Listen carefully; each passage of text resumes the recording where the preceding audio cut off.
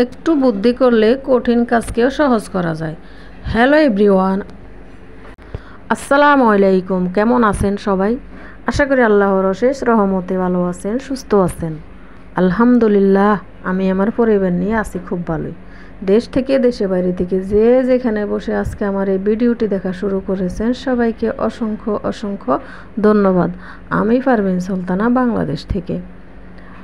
আজকে আপনাদের সাথে শেয়ার করব, টাইটেল থাম্বনেল দেখে তো অবশ্যই বুঝে গিয়েছেন আমার ভাইয়া আফুরা। তা আপনারা আমার সাথে থাকবেন, আশা করি ভিডিওটা ভালো লাগবে। জিরা ব্লেন্ডার করার খুব সহজ নিয়ম, জিরা ব্লেন্ডার গুঁড়া করার নিয়ম খুব সহজ আপনাদের সাথে আজকে শেয়ার করব। জিরা বাটাবাটি ঝামেলা অনেক কঠিন মনে হয় আমাদের কাছ থেকে, কিন্তু জিরা যে সঠিক নিয়মে গুঁড়া করলে আর বাটাবাটির কোনো ঝামেলাই থাকে না, প্রয়োজন হয় না। খুব সহজে একটু জিরা গুঁড়া করে নিলেই একদম বাটা মশলার পারফেক্ট স্বাদ পাবেন। তো আপনারা আমার সাথে থাকুন, আমি একদম খুব সহজে আপনাদেরকে দেখিয়ে দেব আমি যেভাবে খুব সহজে জিরা গুঁড়া করি, একদম পারফেক্ট স্বাদ গন্ধ বজায় রেখে অনেক দিন খেতে পারবেন। 250 গ্রাম জিরা অনেক দিন খাওয়া যায় এভাবে গুঁড়া করে নিলে। তা আমি যেভাবে গুঁড়া করব আপনারা স্টেপ বাই স্টেপ ফলো করবেন, স্কিপ করবেন না। স্কিপ করলে কিন্তু অনেক প্রয়োজনীয় কিছু মিস করে যাবেন। তো এখানে আমি সকালে নাস্তার জন্য রুটি বানাইতেছি, বাজতেছি। আজকে সকালবেলা রুটি দিয়ে আমাদের নাস্তা।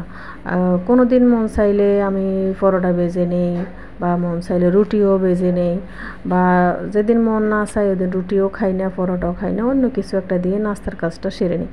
আর আপনাদের ভাইয়া যখন কাজে যায় তখন তার নাস্তা তো আগেই দিতে হয়, রুটি বানালে রুটি, পরোটা বানালে পরোটা, তাই আর কি। তো আপনারা আমার সাথে থাকবেন, আশা করি একদম স্কিপ করবেন না, ভিডিওটা দেখতে থাকুন। তো আমার নাস্তা বানানোর পরে অফ ক্যামেরা আমার ছেলেকে নিয়ে নাস্তা করে নিয়েছি, ছেলেকে একদম রেডি করে স্কুলেও পাঠিয়ে দিয়েছি। তো পারফেক্টভাবে আমি যেভাবে জিরার গুঁড়া করি সেটা আপনারা দেখতে পাবেন। এখন হলো বিকেলবেলা, আমার ছেলে যখন ঘুম থেকে উঠেছে আমাকে বলে, আম্মু আমাকে কিছু খেতে দান। তো আমি বলছি তুমি খাবার, সেটা আবার বলা লাগে, তোমার মন চাই তুমি খেয়ে নাও। তো ও বলছে আমাকে এইখান থেকে 1 প্যাকেট বিস্কিট দেন। তো এই বিস্কিটগুলো কিন্তু আমার জন্য আনা হয়, কিন্তু আমার ছেলে পছন্দ করেও খায়, সমস্যা নাই, সবাই পছন্দ করে এই বিস্কিটগুলো। তো আমার কিন্তু মিষ্টি খাওয়া নিষেধ, মিষ্টি খেতে পারি না, এই কারণে আমি মিষ্টি ছাড়া জিনিস পছন্দ করি বা আমার খাইতে হয়। তো এখানে দেখতে পাচ্ছেন বিস্কুটগুলো আমি একদম একটা কোটায় উঠে নিতেছি আর আমার ছেলেকে দিতেছি, ও খাইতেছে পাশে বসে। তো ছেলের কথা এখন না বললেই নয়, পরীক্ষা হয়েছিল, কিন্তু পরীক্ষার সময় ও ভীষণ অসুস্থ ছিল। তো টেনশনে আছি, এবার পরীক্ষা কেমন হবে জানি না। তো সবাই ওর জন্য একটু দোয়া করবেন, ও যেন মানুষের মতো মানুষ হইতে পারে এবং সুস্থ সন্তান হিসেবে বাঁচিয়ে থাক, আল্লাহ যেন রাখে। তো এখানে দেখতে পাচ্ছেন আমি এখন জিরাগুলো নিতেছি। এখানে 250 গ্রাম জিরা আছে, আমি জিরা একদম পারফেক্টভাবে দেখাই দিব আপনাদেরকে। তো এখানে জিরাগুলো আমি এখন ঢেলে নিতেছি। তো 250 গ্রাম জিরা, এখন আমরা কিন্তু অল্প আয়ের পরিবারের সদস্য, তো বা অল্প আয়ের পরিবারের স্ত্রী। তো এখানে জিরাগুলো আমি 250 গ্রাম জিরা পারফেক্টভাবে আমি একদম মুছে পরিষ্কার করে নিব অফ ক্যামেরায়, আর জেরে নিব।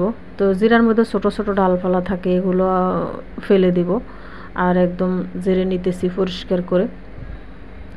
আমাদের পরিবারের কিন্তু ইচ্ছা করলে অনেক কিছু হয় না। তো এখানে 250 গ্রাম জিরা আমি মেশিনের ভাঙালে কিন্তু ভেঙে দেবে না বা গুঁড়া করে দেবে না। তো যারা বেশি কিনতে পারেন 2 কেজি 3 কেজি 5 কেজি বা উপরে, ওগুলো তো মেশিনে ভাঙানোর জন্য নিয়ে গেলে অবশ্যই ভেঙে দেবে। তো এখানে 250 গ্রাম জিরা কি আর মেশিনে ভাঙানো যায় বলেন তো আফুরা? তো যায় না। তা আমি একদম সুন্দর করে ঘরে জিরার গুঁড়া করে নেব। তো এখানে জিরার গুঁড়া একদম পরিষ্কার করে নিয়েছি, জেরে মুছে ডালপালা সবই ফেলে দিয়েছি। আর এখন আমি চলে যাব কিচেনে। কিচেনে যখন যাই তখন কিন্তু আমার ছেলে আমার সাথে পিছে পিছে যায়। তা আমি বলছি যাওয়া লাগবে না, তুমি ঘরে গিয়ে ঘুমাতে। এখানে আমি একটা ফাতিলে জিরা ঢেলে দিয়েছি, একদম মুসমুসে করে ভেজে নেব। তো যখন জিরা আমি ভাজা শুরু করব, তো ভাজা শুরু করার সময় চুলার আগুন কিন্তু একটু কমিয়ে দেব, বেশি বাড়িয়ে দেব না। আর চুলার নিচ যখন বসাবো পাতিলের নিচে একটা প্লেট দিব, এই যে দেখতে পাচ্ছেন একটা পুরনো প্লেট দিয়েছি। তো উপরে পাতিল, তার পাতিলের মধ্যে জিরা, এভাবে আমি মুসমুসে করে জিরাগুলো ভেজে নেব। মুসমুসে করে জিরাগুলো ভাজতে কিন্তু কিছুক্ষণ সময় লাগবে। একদম বেশি আগুন দিলে কিন্তু পুড়ে যাবে, জিরার পারফেক্ট যে স্বাদ গন্ধ ওগুলো কিছুই থাকবে না, নষ্ট হয়ে যাবে আর মশলা তিতা হয়ে যাবে। তো ওরকম মশলা দিয়ে কিন্তু তরকারি রান্না করলে কিন্তু তরকারির স্বাদ কখনোই ভালো আসে না। তো একটু সময় নিয়ে আর কি একটু আস্তে আস্তে বেজে নেবেন। তো দেখতে পাচ্ছেন আমি অনেকক্ষণ কিন্তু বেজে নিয়ে এসেছি চুলার আঁচ কমিয়ে। তো একদম হাতে ঘষা দেওয়ার মধ্যে জিরাগুলো ভেঙে যাইতেছে। তো এভাবে আমি জিরা একদম টেলে নিয়ে এসেছি। তো টেলে নেওয়ার পরে এখন আমি ঢেলে নেব। ঢেলে নিলে যে একটু ঠান্ডা করতে দেব, গরম গরম ব্লান্ডারে গুঁড়া করতে দেব না, কারণ গরম গরম ব্লান্ডার করতে দিলে কিন্তু একদম সুন্দর করে গুঁড়া হবে না। হয়তো জিরার গরমে আর মেশিনের গরমে একটু সমস্যা হয়ে যেতে পারে। তো একটু হালকা একটু গরম থাকতে আমি একটা ছাঁকনিতে নিয়েছি। তো জিরা টালার পরে ছাঁকনিতে নিয়ে আমি আবার সেকে নিয়েছি। দেখতে পাচ্ছেন সেলে নেওয়ার পরে, সেকে বলি নাই, সরি, একদম সেলে নিব। তো দেখতে পাচ্ছেন নিচে অনেকটা ধুলোবালু পড়ে গেছে।